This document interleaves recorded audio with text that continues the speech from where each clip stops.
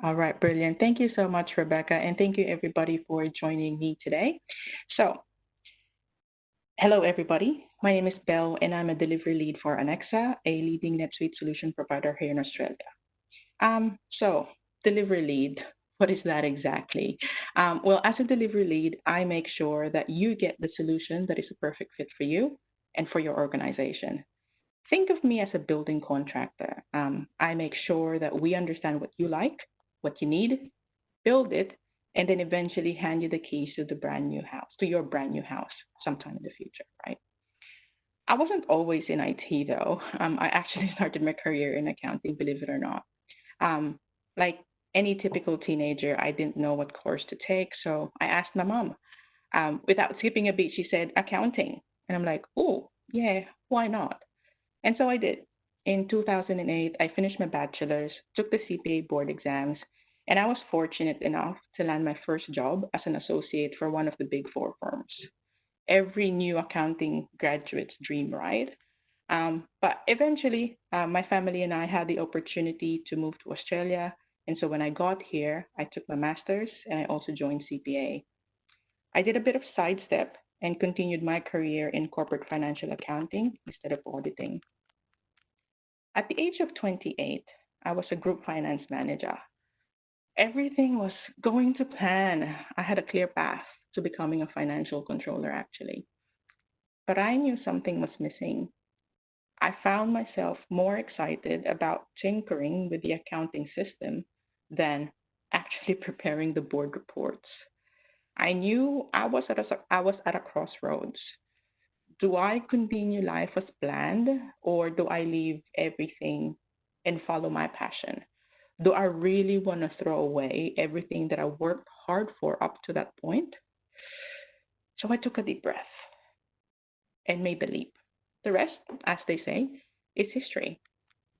So here we are, after countless implementations and certifications from various ERP systems, I now get to do what I love. And I also draw upon my experience as an accountant as I guide organizations in the exciting but oftentimes very stressful journey of systems transformation. When I started ERP consulting, though, I was fish out of water. So many acronyms. So, to start, I want to share with you some of the common terms in business systems. First up, we have WMS. WMS stands for Warehouse Management System. It's used for the day to day operations in the warehouse involving the pick, pack, ship process. Then we have CRM. CRM is Customer Relationship Management. It's the system that you use to manage interactions with potential and current customers. We're talking about engagement with marketing campaigns, buying patterns, the lot. Then we have POS.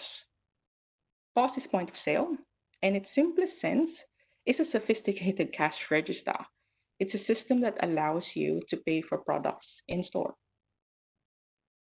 HCM is Human Capital Management. It's used for recruitment, performance management, time and expense, and payroll. E commerce is online selling. If there's anything that's grown leaps and bounds in the last 6 months, it's online selling. It's the buying and selling of goods via the internet. And then lastly, we have ERP. ERP stands for Enterprise Resource Planning. It includes some or maybe all of the systems that I just mentioned, but at a minimum, it includes accounting, procurement, invoicing, and inventory management, right?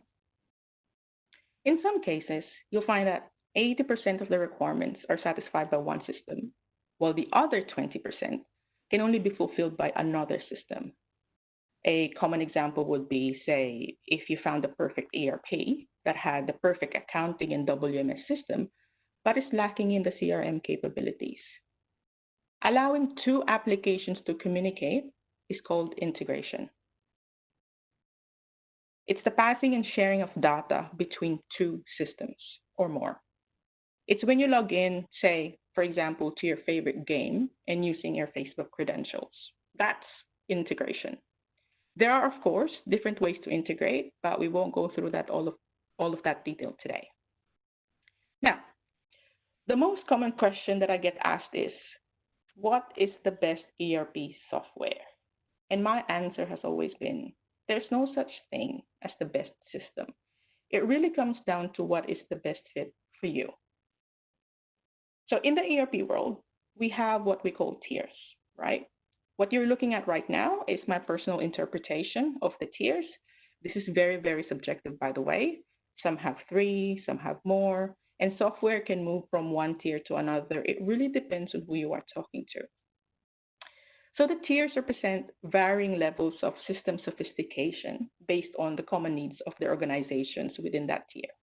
So at the very first level, we have small businesses, right? We are talking about the mom and pop shop, really just looking for bookkeeping. They need simple, no fuss systems. But as the business grows, so do their needs grow with them, right? They're probably now earning maybe what, up to 20 million, and now they have a finance team where they're going to need some separation of duties, right? They need something that is still somewhat simple, but with added features such as inventory management. So that's where tier three softwares come in. And then there's tier two. The company keeps growing. Now, maybe with at least 50 employees, they now operate in more than one country. They need to integrate their systems to their customer systems. Think Bunnings or David Jones. If you have to sell to those companies, they actually require you to link your ERP to theirs. That technology is called EDI, but that's another topic on its own. Tier two is largely where I operate. And then at the very top, we have large multinational corporations with complex group structures and cross-industry system needs. Okay, so now it's your turn. You need a new ERP system. Where do you start? Before you start researching and engaging vendors, you first need to understand what your motivations are in wanting a new system. There was a tipping point that pushed you and your team to finally commit to a new system.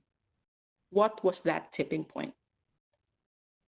You need to know and understand your tipping point because in the course of research and meetings with so many different sales teams, you will be inundated with flashy features and colorful infographics, most of which you don't even need or is not even relevant to you. We all know that one awesome salesperson who can sell ice to an Eskimo, right? Don't fall into that trap. The only way that you can avoid it is by staying true to your original motivation. So, tip number one, write down your non negotiables. Eliminate options that do not meet your non negotiables. So, for example, your tipping point was you can no longer afford taking 1, 2, 3 months to consolidate your group's financials, for example, right? Your non negotiable will be for your system, new system, to do automatic eliminations and seamless group reporting.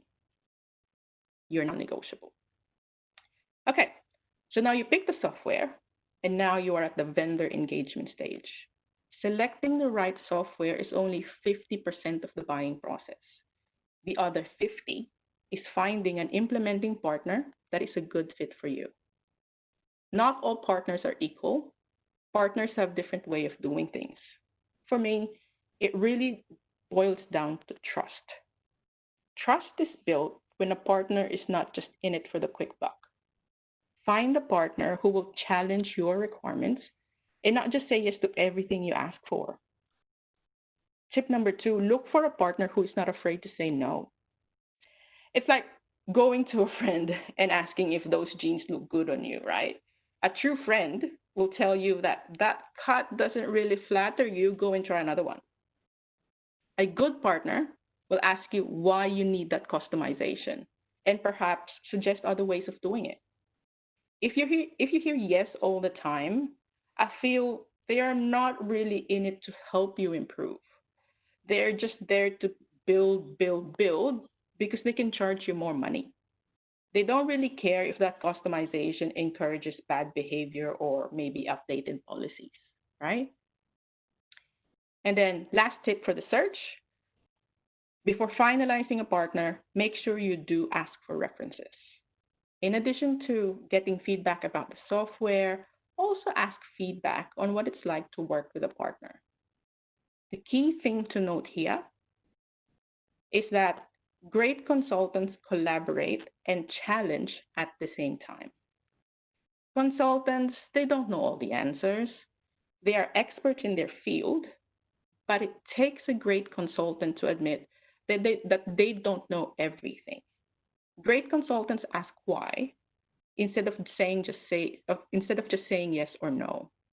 The why gets you to the root cause, enabling you to devise a more long-term solution. A great consultant once told me that asking why 5 times eventually gets you to the answer that you need. It's very, very common that clients, such as yourself, present surface issues, and it's just too easy to spend time and energy giving you a band aid solution when we could instead focus on addressing the root cause or the root problem, right? So, back to the journey. You have picked the software, you have picked the partner. What's next? It's the project kickoff. Now, not all partners engage in a proper project kickoff, which is a shame because I think it really sets the tone for the entire project. There are three main things to note in a project kickoff. Number one, agreeing on the project vision. The project vision is a statement of why you are going through this journey. It's an embodiment of your motivations that you outlined at the very beginning of the selection process. In the course of the implementation, there will be many decisions, discussions, arguments about which feature to prioritize or maybe approach to follow. The project vision will serve as the ultimate decision maker because it will draw you back to why you even started this whole process in the first place. If a functionality or feature does not directly support the project vision, then you don't need it, or maybe you don't need it right now. Here's an example of a vision, right? 12 months ago, a not for profit company came to Anexa saying that they are restructuring and they are amalgamating 8 different entities. They needed a system that will report on the diverse portfolios of each old entity and at the same time introduce a standard way of doing things since the 8 entities were kind of doing their own thing. So both the client and I came up with this vision to implement the system based on industry best practice, where financial information is centralized in a single source of truth, reflecting the unified national identity of ABC Company. ABC Company is not a real company, by the way. So, as the implementation went on, they asked for vendor approval workflow. Now, this wasn't identified before. I said, that's not native in NetSuite, but we can definitely look at it at a later stage. Client said, no. This is very, very important. We can't continue without this. Absolutely not. So we went back to the vision. Does the vendor approval workflow directly support the vision that we said? It didn't. So we decided to do it in phase two. The project vision keeps your eye on the prize. Second thing we set in the project kickoff is understanding your responsibility as a client. It's such a common misconception that once you commit to a new system, all your problems are going to magically disappear.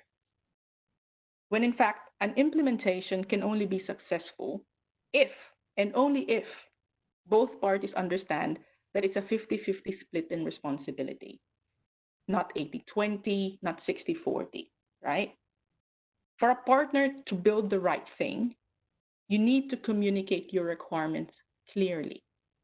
For the partner to load the correct data, you need to provide the correct data. Also, it doesn't matter how smart or sophisticated your new software is going to be if it's going to be chewing up rubbish data, right? Last but not least is scope creep. Scope creep happens when time and resources are spent on unauthorized and unbudgeted work. Well, generally in the sales cycle, you had high-level discussions with the sales team, right?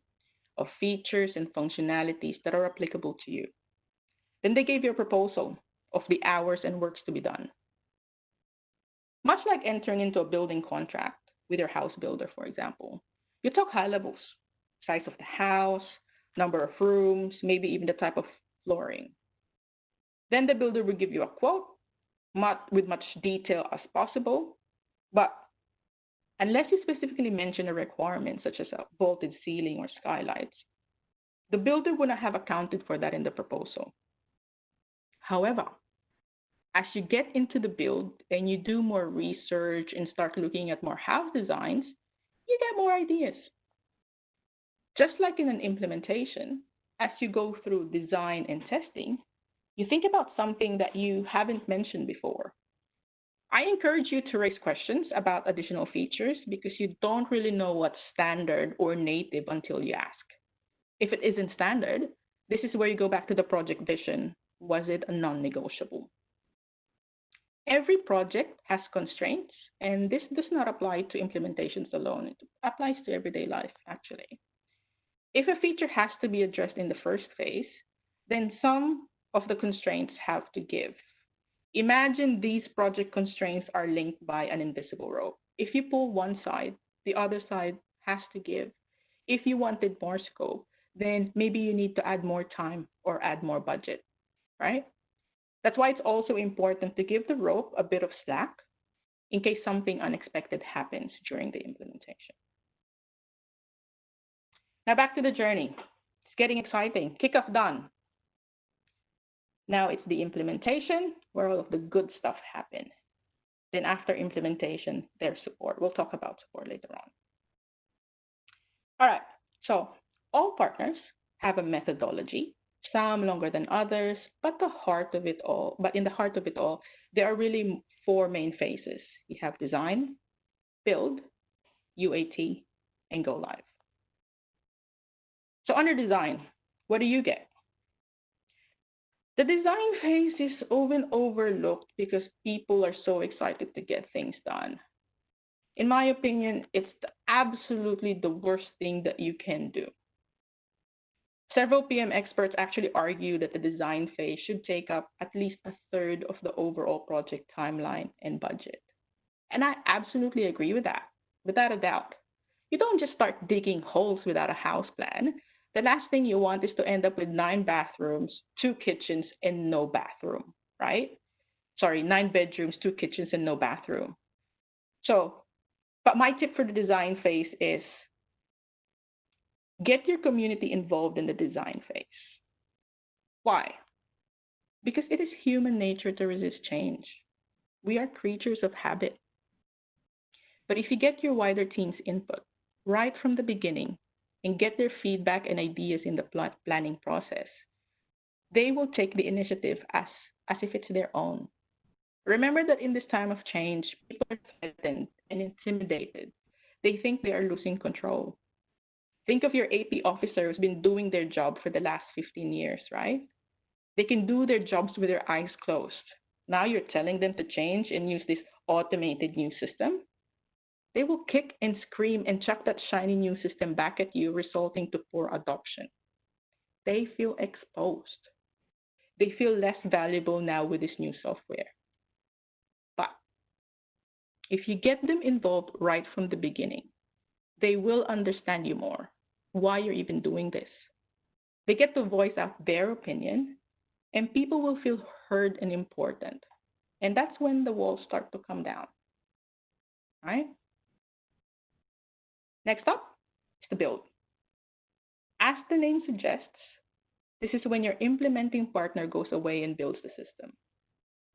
One critical component in this stage that is often overlooked is the amount of effort involved in extracting and massaging your legacy data so it can be exported to the shiny new system that you have.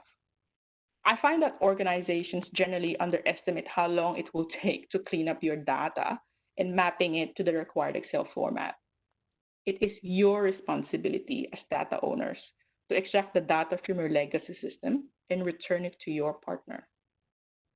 Experienced consultants are going to flag dirty data where possible, only if it's super obvious. But at the end of the day, the data is ultimately your responsibility. So next tip, don't fall into the trap of falling behind with data preparation because you will risk pushing the timeline. You may also consume additional budget if your partner has to clean up the data too much for you. Even worse, you can end up giving rubbish data to the new system, and that does not help anybody. What you need to do, even before the build phase, is you need to start cleaning up your data. Maybe employ other people from other departments to help you out, and absolutely assign data owners so they have responsibilities. The next phase is UAT. I'll add another T to that and make it UAT and T. That means user acceptance testing and training. Kicking off the UAT is training. For this phase, it is important to select your ERP champion, right? Having this internal super user allows you to have first level support and also act as a filter and decide whether the end user request is valid. Although one inherent risk of centralizing this information to one person is the risk of this person leaving your company and leaving a big knowledge gap, right? Of course, anyone leaving a position poses a transition issue, but a good way to mitigate that is to maintain internal user guides and policies. So my next tip, starting in the UAT phase, you should start documenting policies as much as possible. This just makes onboarding a new person, for example, a lot easier than starting from the beginning each and every time. All right, after training, there's UAT. This is where it gets really, really exciting, right? You finally get a chance to play with your new system in a safe test environment. My challenge to my clients is to try and break the system better now than in production or go live, right? Now, when it comes to preparing the test environment, consultants are divided between two approaches. One, load up a small sample of your data, or two, load the entire lot. I personally like the second approach. I will upload all of your stock items, all of your TBs, all your customers, all your vendors. The reason I like this approach is that users will find a more familiar environment when they do their testing. The key to UAT is repetition, and you can't repeat a real situation if you can't find the vendor or customer in the new system. And then finally, we have go live. It's the light at the end of the tunnel. Everything is going to be great after go live. Everything will be perfect. You can finally put your feet up. Sip your kappa. Wrong. This is where you started, and this is where you're going to be in the next 6 to 12 months. The very beginning is when you started this journey, right? You found the need of a new software because you find that you are no longer 100% efficient. Then you go through the implementation, design, build, UAT, go live. But in reality, your productivity is going to go down. You're going to reach what I call the dark lake of despair. It's a lake made of tears. You're going to start questioning why you even bothered changing to a new system, right? You were fine juggling 30 spreadsheets before. At least you knew what you were doing. But in fact, your productivity will slow down simply because you are transitioning to a new way of doing things. You don't know where the buttons are. I bet you could operate your old system with your eyes closed, but not this one. It'll take you 2 to 3 seconds before you even find the right button to push. But don't worry, it will get better. How long you stay swimming in the dark lake of despair is completely up to you. The more that you practice and push through, the sooner that you climb out. Avoid burnouts. You can't rush the transition, and it's up to management to support this. Management should expect delays in reports and not demand things earlier than usual just because you have a new system. You need to learn how to walk before you can run. It is very, very important for management to have support mechanisms to assist users during this implementation, right? Your workload is effectively going to double during this time. Once I had an entire finance team resign 3 weeks before go live, simply because their management burnt them out. A system is a system. It is really the people in your team that actually makes their organization successful. Look after them. And so you got this. You just need to be patient and open minded to new way of doing things. Help each other. And your partner will be there to support you very closely in the first few weeks or months after go live. Don't be afraid to ask refresher training if needed, right? When picking a support plan, see if you can get unlimited support, even just for the first year, because there will be questions and there will be plenty of them. There is no shortcut to a successful implementation. It's you and your hard work, unwavering perseverance, the right application, and the right partner. So, thank you to everybody. This is the Insider's Guide to an ERP Transformation Journey. I hope I helped you a little as you venture to your next implementation adventure.